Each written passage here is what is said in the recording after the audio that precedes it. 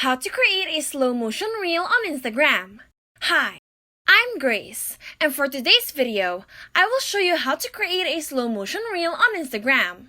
Before we get started, if you are new to our channel, please make sure to hit like and subscribe to be updated for our new releases. And without further ado, let's get into it. Step 1. Create Reel. On Instagram, tap on the plus sign icon at the bottom center and make sure to select Reel. Step 2. Set slow motion. At the top, you will be able to see 1x. Tap it to set the speed of your reel. Your options are 1/3, 1/2, 1, 2, 3, and 4 times. After selecting, simply record your video. And that's it! That is how you create a slow motion reel on Instagram.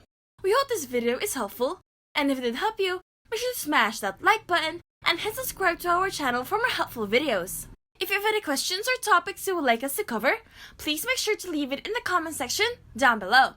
Thank you for watching!